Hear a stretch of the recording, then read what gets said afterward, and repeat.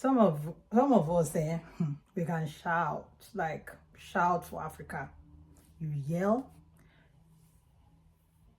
which, to be honest, I'm not here to judge anybody, because I know these children, they can frustrate the life out of someone. I know you say, if they are not listening, what are you going to do? Is it not to shout? I understand, but today we just want to have a conversation around, this thing.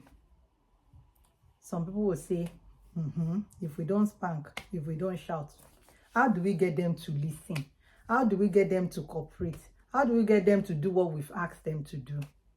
That's why we're a parent. We're all trying to learn how we can improve, especially in this world that we're in. Those days that, when we were young, there was no internet. If whatever your parent tells you to do, remember that some parents will tell us that if we get if we touch a boy, we'll get belle.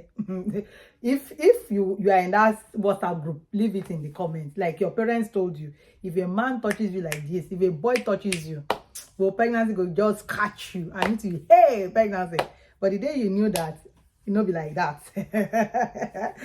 Leave it in the comments. But can you tell your 3-year-old in this day and age that if a man touches that child, she will get pregnant?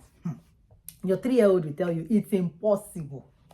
And that's the world that we're in now. And that means, things would have to change. The way we do things, the way we think, the way we raise these children, the way we communicate with them would have to change. But before you start to tell me that the Bible says that spare the rod, spoil the child, if I start on that one, then is that because if you read your Bible very well, if you read the meaning of rod, you would know what your Bible is saying.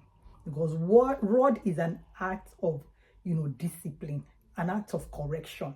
It's your responsibility. Yes, if your child if they've done something wrong, it's your responsibility to correct the child. So we're not saying, oh, if your child is doing the wrong thing, you should carry your face away. No, you are doing God a disservice. God will not even be happy about that, because your responsibility is to correct and to train and to guide that child.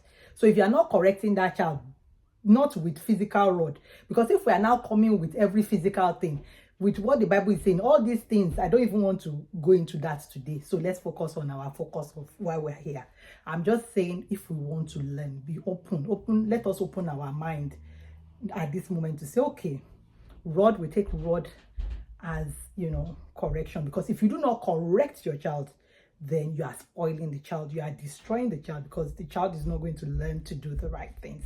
So it's your responsibility, it's our responsibility as a parent to correct and guide our children. So now coming to, the way I was saying we were raised, right?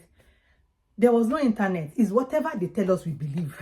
But now everybody is on the internet. Your 2-year-old is on the internet. Everybody.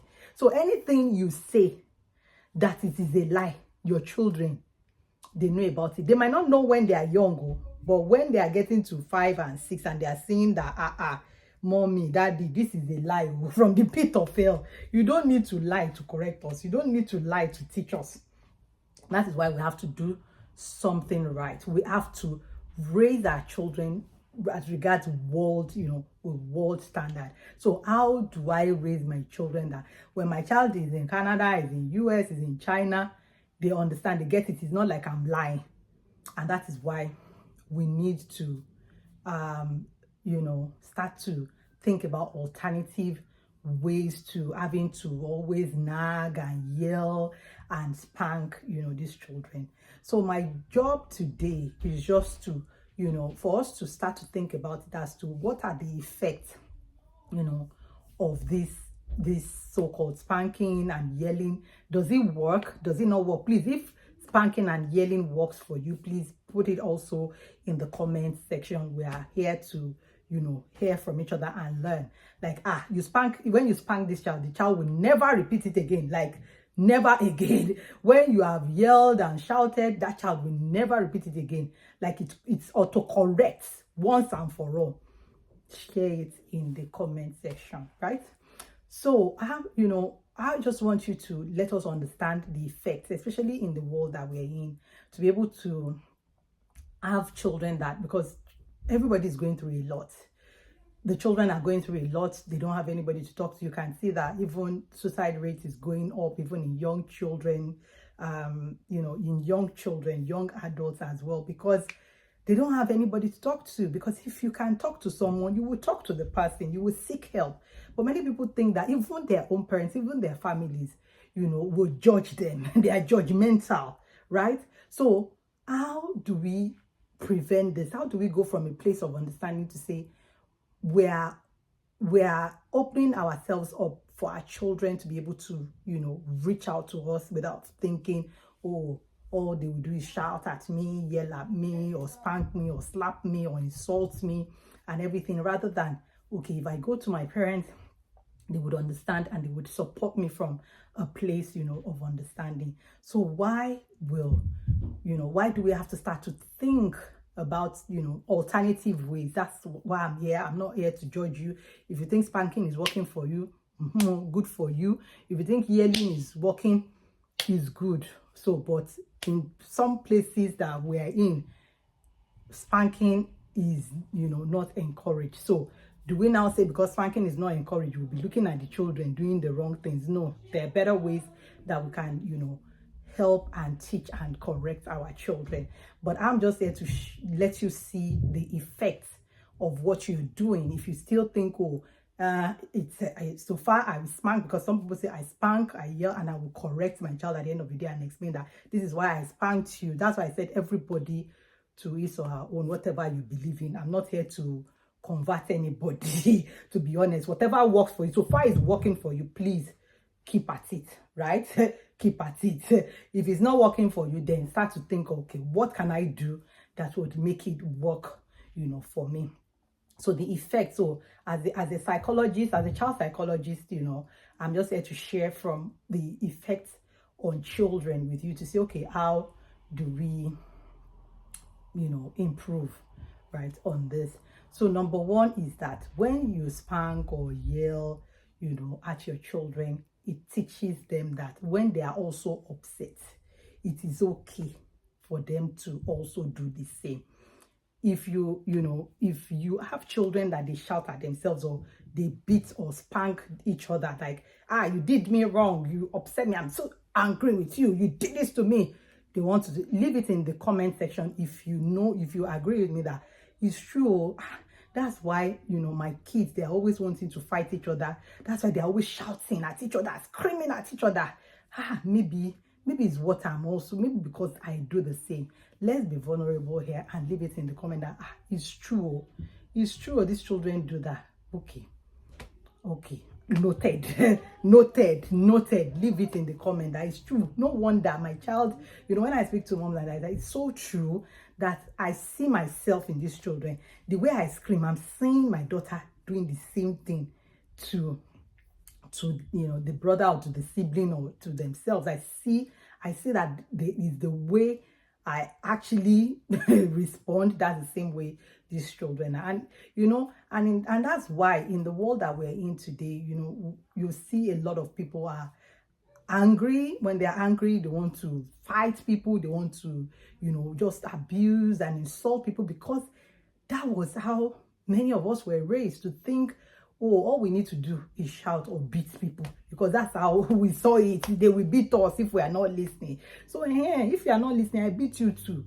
And we see a lot of domestic violence as well, and you're thinking, where is it coming from? Do you get? It's because some people saw it. Yes, some people would not pick that, but you don't know how it's affecting each individual, each child in a negative way. Some of us, spanked us, we did not take it in the wrong way. Some of us, they spanked us and we became violent as well.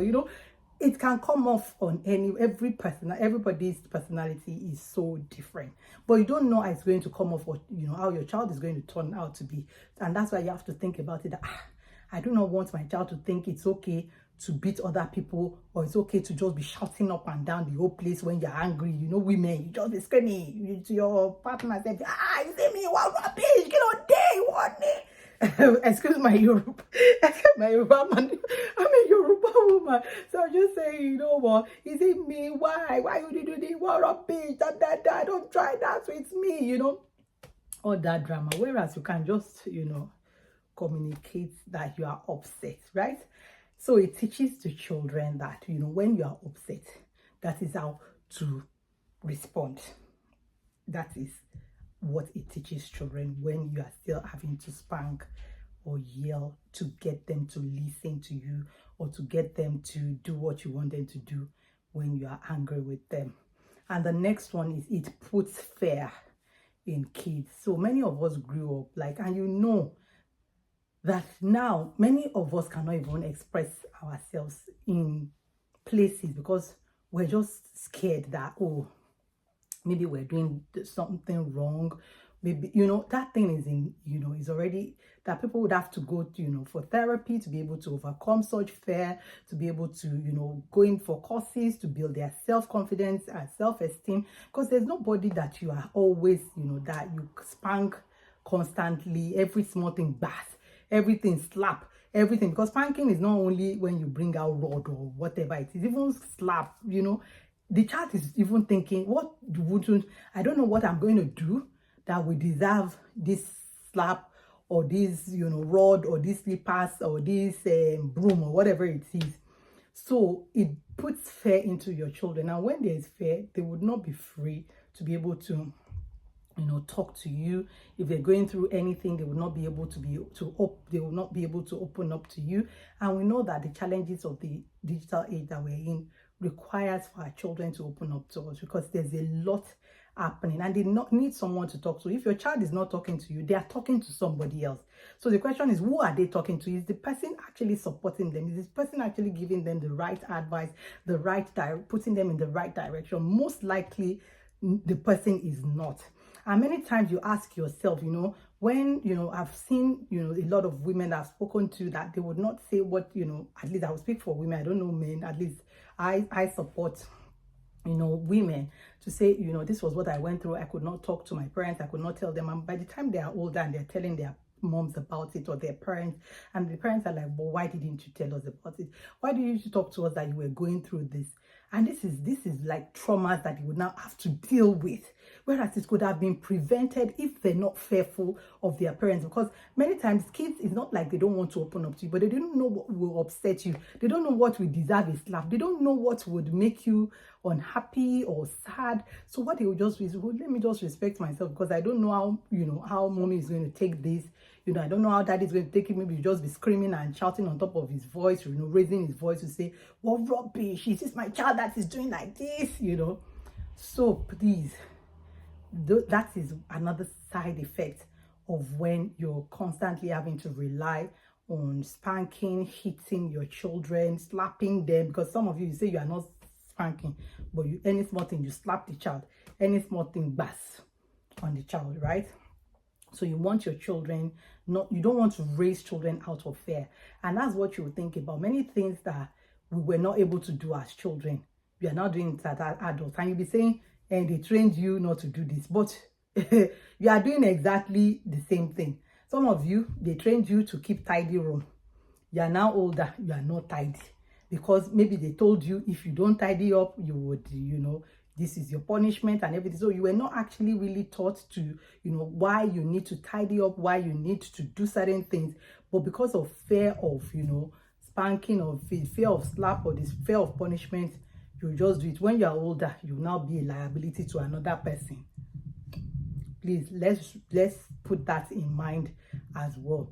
Then finally, it creates distance, which is tied up to fear. Because if your children think that, you know, when they've done something wrong, this is how it comes off on their parents, then they would rather leave you and say, let me just respect myself. And rather, you know, I see a number of, you know, parents, especially moms, worried that, you know, their children are not speaking to them, they're not getting close to their children, especially for some of us that have like older teenage children. You see that maybe they are locked up in their rooms, they just want to be on their phone, they don't want to talk to you, they don't want to relate with you because they think you don't get them. Because when they say something, it's shouting. and nobody likes to shout. Or do you like somebody to shout at you? Please leave it in the comment section. Maybe some of us would like people to shout at us. So it's the same way. If you think about it, how do I feel when somebody is shouting at me, or even when you were younger and they were spanking you, giving you basbos or morogun here and there? Were you happy about it? So why are we doing and replicating the same thing, thinking it's okay and our children too will be happy about it? Yes, you are now grown. Okay, I came out well. Are you really well? Many of us are traumatized. Like, what we're going through, you cannot tell other people what your challenges are in terms of trauma, what you've gone through, and the effect of it on you. But we are still replicating the same thing, and your children will now grow up to start to look for therapy, start to look for psychologists that would help them get over all this trauma. So I'll definitely be sharing a video very soon. Look out for it on, what are the alternatives? Because yes, you might be saying, well, Temi, you're telling us, okay, these are the effects. Okay, now I know that this thing is not good, but how, please, Biko, what are the alternative ways, that we can, engage in to get the best of our children without having to go the route of having to shout or nag them or to spank them or whatever it is. Look out for that video. I will surely create that video very soon. What do you think? Like I've said, is spanking working for you? Yelling, does it get you the result that you want? Leave it in the comment section. Let's chat and discuss in there. Hope you've gotten value. It's your girl, Tammy, your mommy bestie. You precious mamas. My precious people, thank you so much again for taking our time to watch this video. If you've gotten value, please like, subscribe if you have not subscribed, so that at least you do not miss any of this, videos that we're pushing out on a regular basis. But so till next time, please take it easy on these children. I know it's not easy to be a parent. I'm not even, but there's so many other ways that we can use in getting the best from these children. Till then, take care. Bye.